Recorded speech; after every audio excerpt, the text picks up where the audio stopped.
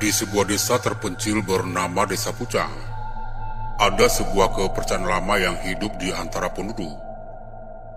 Mereka percaya bahwa di tengah malam, saat bulan purnama bersinar terang, makhluk mengerikan berkeliaran mencari mangsanya.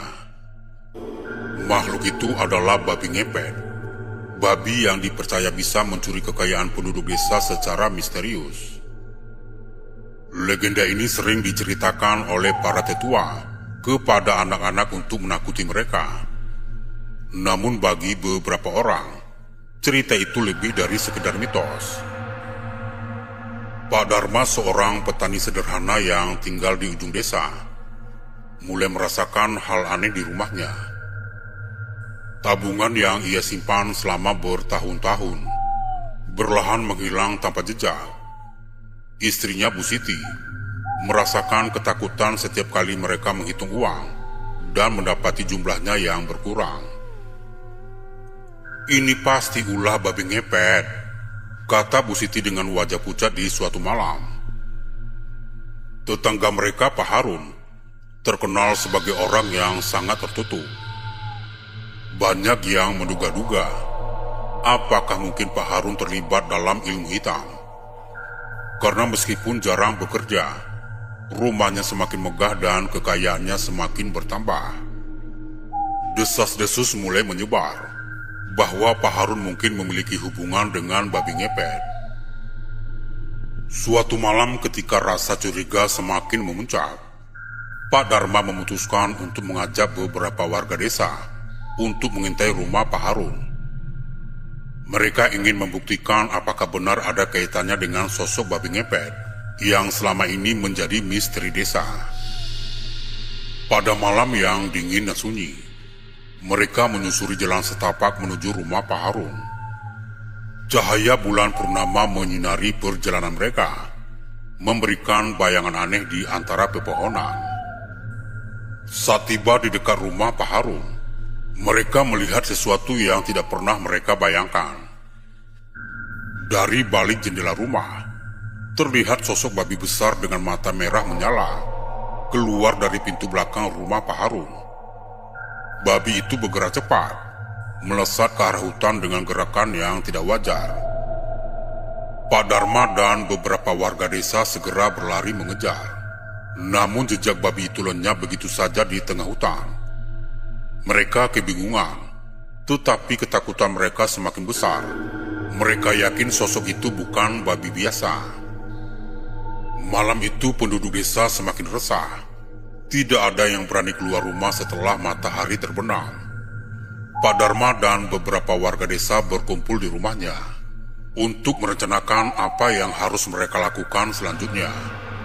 Mereka yakin bahwa rahasia besar sedang disembunyikan. Dan jika mereka tidak bertindak, babi ngepet akan terus berkeliaran, mencuri kekayaan mereka. Namun malam berikutnya, sebuah kejadian tak terduga terjadi. Babi ngepet itu muncul lagi. Ia melintasi halaman rumah Pak Dharma dengan suara geraman rendah yang mengerikan. Ketika Pak Dharma mencoba mendekati dengan obor di tangan, babi itu lenyap dalam sekejap, seperti bayangan di telan malam. Keesokan harinya suasana Desa Pucang semakin mencekam. Berita tentang penampakan babi ngepet semakin tersebar, membuat semua orang semakin gelisah. Tidak ada yang berani meninggalkan rumah setelah senja. Bahkan beberapa warga mulai menyiapkan jebakan-jebakan di sekitar rumah mereka, berharap bisa menangkap makhluk itu. Namun rasa takut yang melingkupi desa semakin kuat, seolah-olah bayangan hitam itu sedang mengintai di setiap sudut. Pak Dharma tak bisa tidur malam itu. Pikirannya terus dipenuhi oleh sosok babi besar bermata merah yang dilihatnya pada malam sebelumnya. Dengan mata lelah ia berdiri di jendela, menatap keluar rumah yang gelap gulita. Tiba-tiba terdengar langkah pelan yang mendekati rumahnya. Pak Dharma cepat-cepat mengambil obor dan keluar dari rumah. Di sana di bawah bayangan pohon beringin tua di depan rumahnya, berdiri sosok yang sudah tak asing lagi baginya. Pak Harun wajahnya terlihat lelah dan nampak ketakutan. Sangat berbeda dari pria yang biasanya terlihat tenang dan penuh percaya diri. "Pak Dharma," bisik Pak Harun. Suaranya bergetar. "Aku tahu kalian mencurigai aku, tapi aku punya alasan untuk datang malam ini." Pak Dharma terkejut. "Apa maksudmu, Harun? Kenapa kau di sini?" Pak Harun menatap Pak Dharma dengan mata penuh penyesalan. "Babi ngepet itu bukan sekedar legenda. Itu nyata. Dan aku tahu siapa yang mengendalikannya." Pak Dharma merasa darahnya berdesir. "Apa maksudmu? Apakah benar itu kamu yang melakukan semua ini?" Pak Harun menggelengkan kepalanya dengan cepat. "Bukan aku, tapi aku tahu siapa yang melakukannya. Ada seseorang di desa ini yang bersekutu dengan kekuatan gelap, dan dia jauh lebih berbahaya dari apa yang kalian kira. Aku dulu hampir terjerumus dalam dunia itu, tapi aku mundur tepat waktu. Namun orang itu tidak seberuntung aku." Pak Dharma semakin penasaran. "Siapa yang kamu maksud?" Namun sebelum Pak Harun sempat menjawab, terdengar suara aneh dari kejauhan, seperti suara binatang buas yang sedang mengamati mangsanya. Mereka berdua menoleh, dan di ujung jalan di balik kabut tipis malam, terlihat sosok babi ngepet yang sedang bergerak perlahan.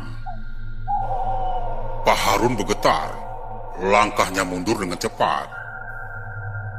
"Dia datang," bisiknya dengan nada penuh ketakutan. "Kita harus pergi sekarang, Dharma, sebelum terlambat." Namun sebelum Pak Dharma bisa bereaksi, tiba-tiba babi ngepet itu menghilang dalam kegelapan, seolah-olah ditelan oleh malam. Suasana sepi kembali, tetapi ketegangan di udara tetap terasa menakutkan. Pak Harun berlari ke arah rumahnya tanpa berkata apa-apa lagi. Pak Dharma berdiri terpaku di tempat, jantungnya berdebar keras. Ada sesuatu yang lebih besar dari sekedar misteri babi ngepet di sini, dan ia tahu bahwa Pak Harun menyembunyikan sesuatu. Malam itu ia bertekad akan mencari tahu lebih banyak tentang rahasia gelap yang mengancam desa mereka.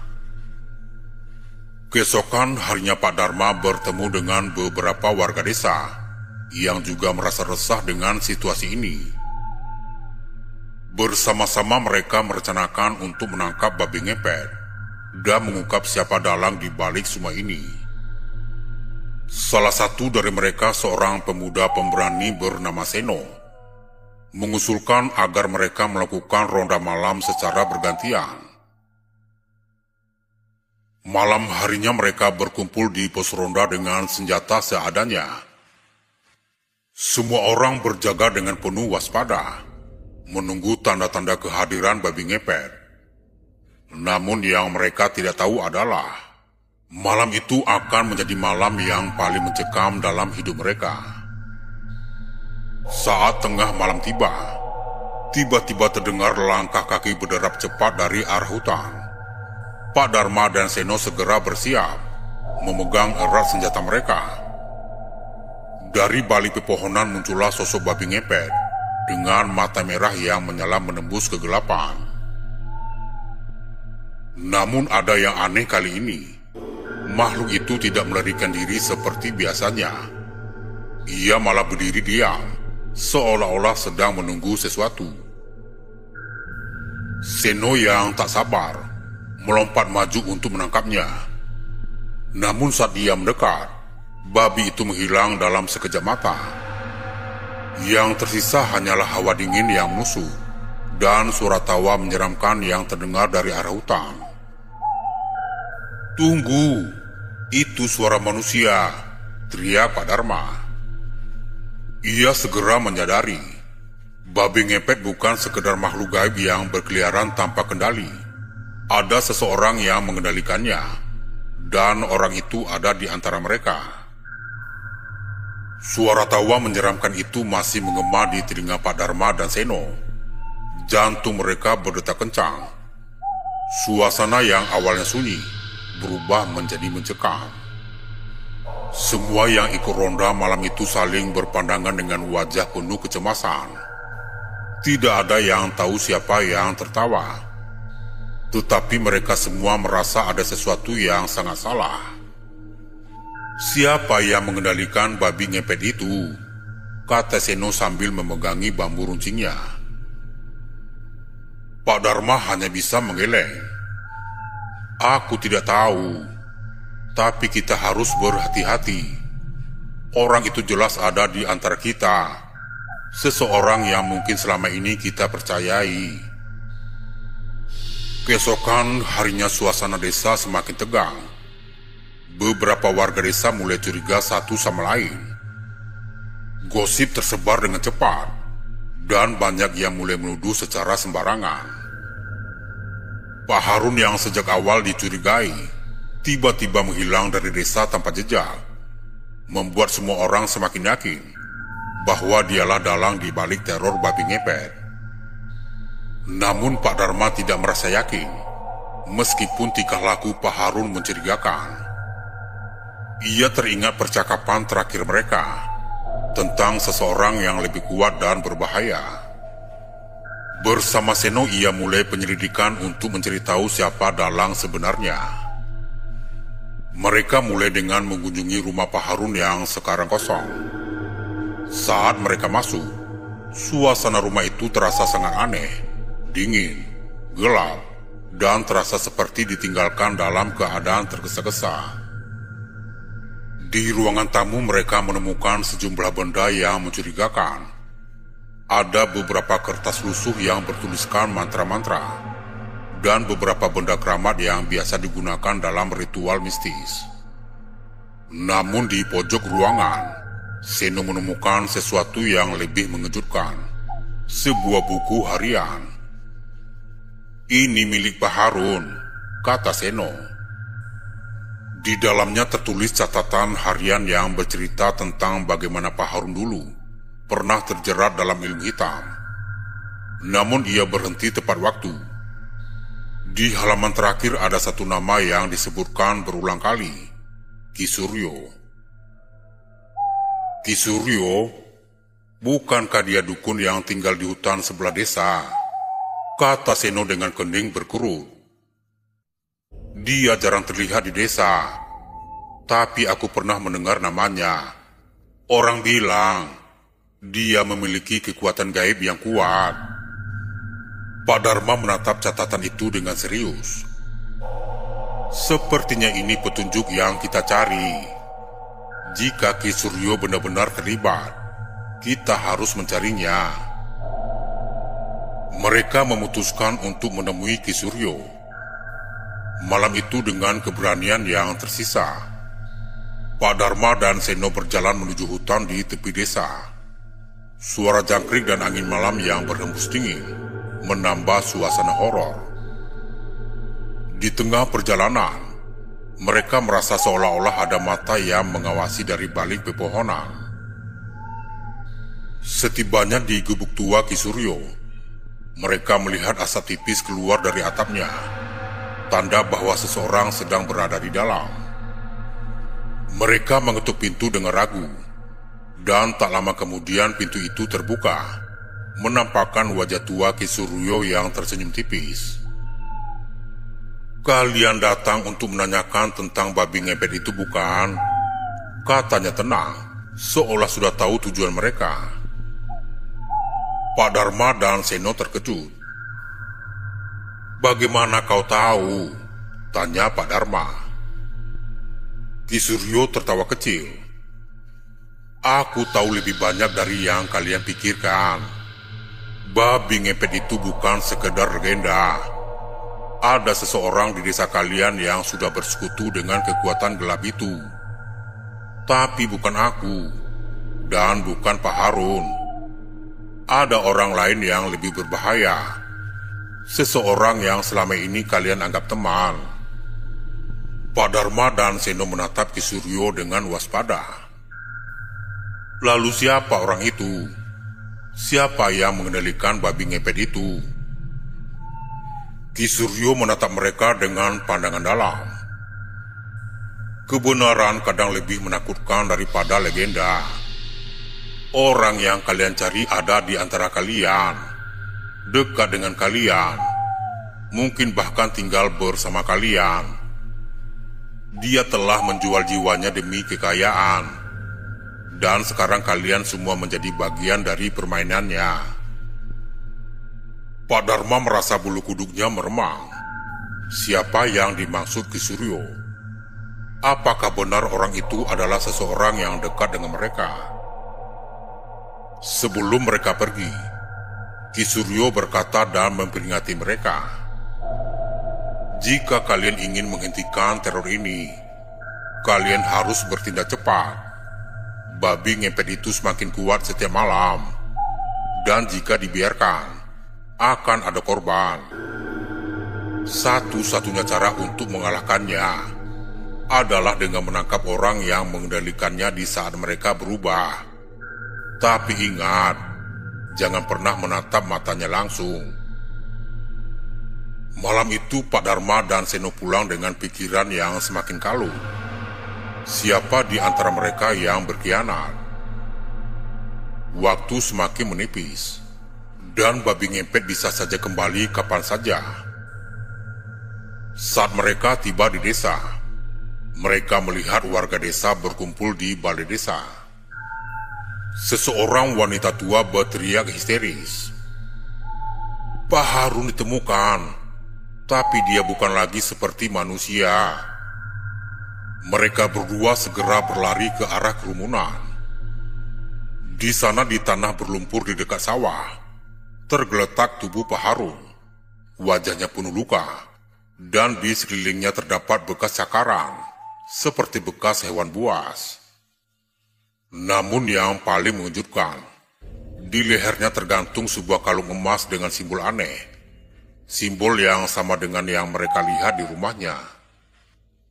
Semua mata kini tertuju pada Pak Dharma dan Seno. Apakah ini ulah babi ngepet? Atau ada yang lebih mengerikan lagi? Tubuh Pak Harun tergeletak kaku di tanah. Bekas cakaran di tubuhnya nampak mencurigakan, seolah-olah hewan buas yang menyerangnya.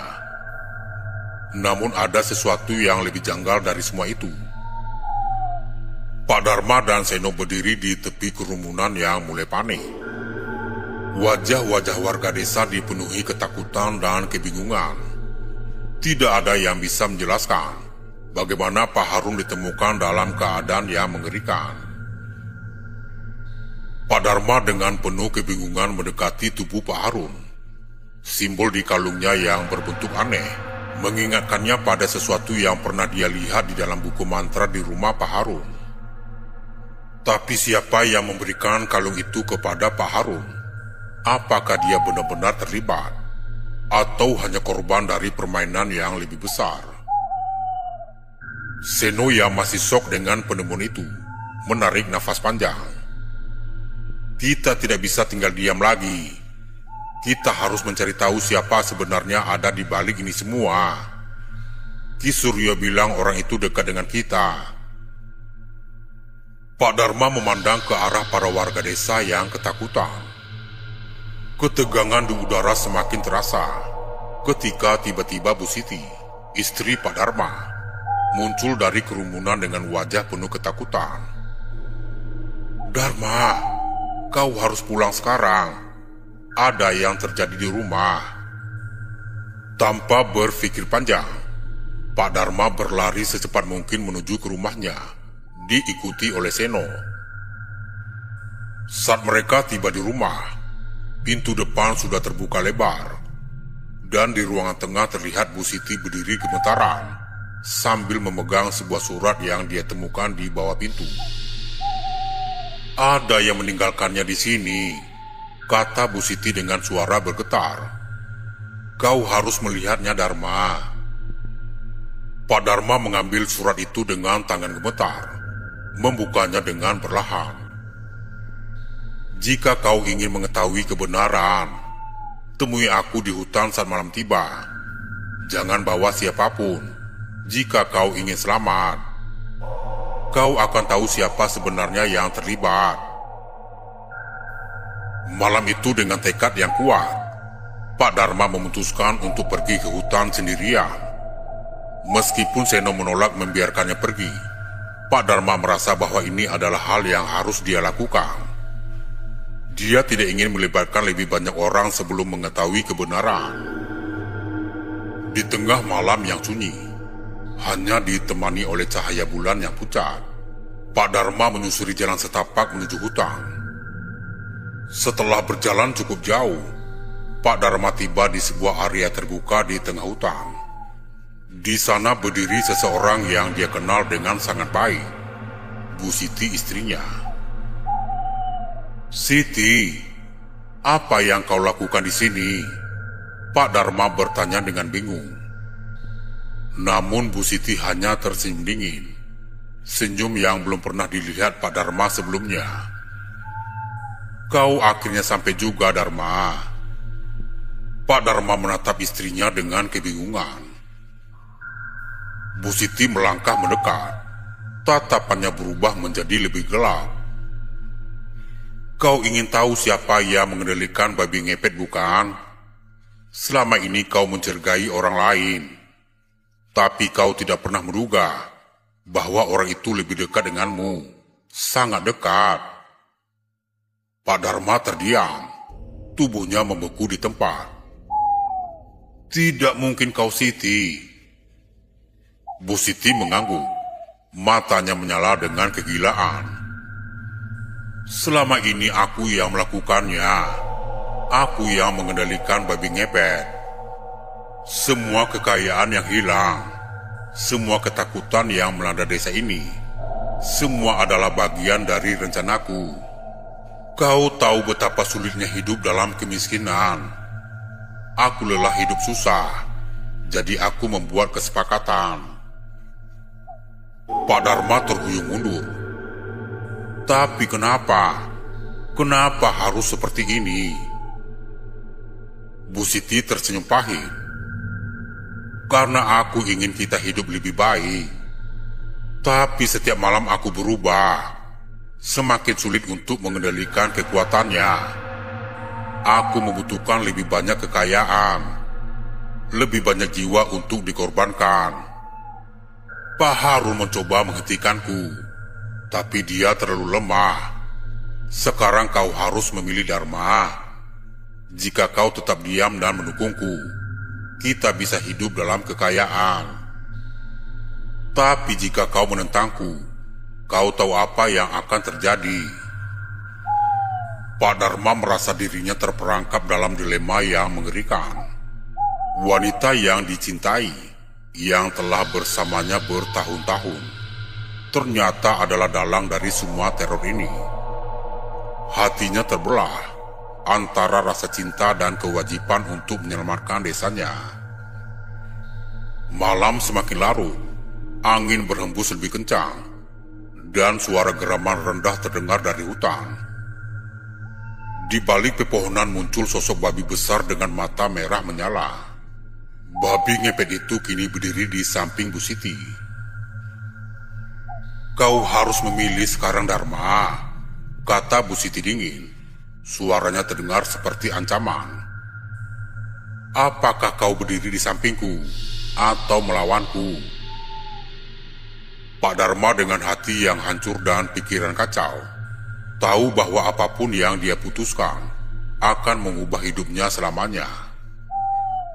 Pak Dharma berdiri terpaku, dadanya sesak oleh perasaan yang berkecamuk. Sosok istrinya Bu Siti kini nampak begitu asing di depannya. "Apa yang terjadi denganmu, Siti? Apa yang membuatmu melakukan ini?" kata Pak Dharma dengan mata yang berkaca-kaca. Bu Siti menghela nafas panjang, matanya nampak tenang namun dalam. "Aku lelah, Dharma, lelah hidup dalam kemiskinan. Dan ketika aku menemukan cara untuk mengubah nasib kita, aku tidak bisa menolaknya. Aku membuat kesepakatan dengan kekuatan yang lebih besar. Aku melakukan ini demi kita. Pak Dharma merasa hancur, tapi dia tidak bisa membiarkan teror ini terus berlanjut. Ini salah, Siti. Kau telah membuat rasa takut di desa kita, membahayakan nyawa orang-orang yang tak bersalah. Ini bukan cara untuk memperbaiki hidup. Bu Siti menatapnya tajam. Kau tidak mengerti, Dharma. Aku sudah terlalu jauh dalam permainan ini. Jika aku berhenti sekarang, mereka akan datang untukku. Aku akan kehilangan segalanya, kekayaan, kekuatan, bahkan nyawaku. Kau tidak akan bisa menghentikan ini. Dengan nafas yang berat, Pak Dharma akhirnya berkata, "Maafkan aku, Siti. Aku tidak bisa. Aku tidak bisa membiarkan ini berlanjut. Jika kau tidak berhenti sekarang, aku akan menghentikanmu." Mata Bu Siti menyipit, bibirnya menyunggingkan senyuman pahit. "Kalau begitu, kau telah memilih jalanmu sendiri, Dharma. Dan aku tidak akan ragu untuk melakukan apa yang perlu dilakukan." Tanpa peringatan, Bu Siti mengangkat tangannya. Dan babi ngepet yang berdiri di sisinya melompat dengan gerakan cepat ke arah Pak Dharma. Geramannya menggema di seluruh hutan. Pak Dharma melompat mundur, menghindari serangan babi besar itu dengan susah payah. Keringat dingin membasahi dahinya. Dia tahu bahwa ini bukanlah pertarungan biasa. Namun tiba-tiba suara langkah kaki terdengar dari belakangnya. Seno muncul dari balik pepohonan, berlari dengan membawa bambu runcing di tangannya. "Dharma!" teriak Seno. "Aku tidak bisa membiarkanmu menghadapi ini sendirian." Pak Dharma terkejut melihat Seno, tapi dia juga merasa lega. "Seno, kita harus menangkap babi ngepet ini sebelum semuanya terlambat." Bersama-sama mereka melawan babi besar itu. Namun babi ngepet itu terlalu cepat. Setiap kali mereka mendekat, babi itu selalu berhasil menghindar, menyerang balik dengan cakar tajamnya. Di tengah kekacauan itu, Bu Siti tertawa dingin. "Kalian berdua tidak akan bisa menang melawan kekuatan ini. Ini adalah kekuatan yang jauh lebih besar daripada kalian." Pak Dharma yang terluka akibat serangan babi ngepet menyadari bahwa mereka tidak bisa menang hanya dengan kekuatan fisik. Teringat pada kata-kata Ki Suryo, dia tahu ada satu cara terakhir untuk menghentikan ini. Mereka harus menghancurkan sumber kekuatannya. "Seno, kita harus menghancurkan kalung itu," teriak Pak Dharma sambil menunjuk kalung di leher Bu Siti. "Itu sumber kekuatannya." Seno segera mengerti, dan bersama-sama mereka mencoba mendekati Bu Siti. Namun setiap kali mereka mendekat, babi ngepet itu selalu menghalangi jalan mereka dengan serangan brutalnya. Situasi semakin genting, dan Pak Dharma merasa putus asa. Namun tiba-tiba sebuah pikiran terlintas di benak Pak Dharma. Dia ingat peringatan terakhir dari Ki Suryo, jangan pernah menatap mata babi ngepet. Tapi sekarang, mungkin itulah satu-satunya cara untuk melemahkan makhluk itu. Dengan nekat Pak Dharma melangkah maju, dan menatap langsung ke mata merah babi besar itu. Saat mata mereka bertemu, tubuhnya terasa kaku, seolah-olah kekuatan gaib sedang mencoba menguasainya. Namun dengan segala tekad yang tersisa, Pak Dharma memaksa dirinya untuk bertahan. Dan pada saat itu, babi itu nampak ragu. Di saat babi itu melemah, Seno mengambil kesempatan itu. Dengan satu gerakan cepat, dia melompat ke arah Bu Siti dan meraih kalung di lehernya. Bu Siti mencoba melawan, tetapi Seno lebih cepat. Dengan satu tarikan yang kuat, kalung itu putus dan terlempar ke tanah. Tiba-tiba babi ngepet mengeluarkan suara jeritan yang mengerikan. Tubuhnya bergetar hebat, dan dalam sekejap, makhluk itu lenyap. Bu Siti jatuh tersungkur, dan tak sadarkan diri. Pak Dharma dan Seno terengah-engah. Tubuh mereka penuh luka dan kelelahan. Mereka tahu bahwa ini belum berakhir. Tetapi untuk saat ini, babi ngepet telah dikalahkan. Pak Dharma berlutut di samping Bu Siti, memegang tangannya yang dingin. "Maafkan aku, Siti," bisiknya dengan suara penuh haru. "Aku hanya ingin kau kembali." Malam itu berakhir dengan keheningan yang menyesakan, dan misteri tentang babi ngepet telah terungkap. Assalamualaikum warahmatullahi wabarakatuh.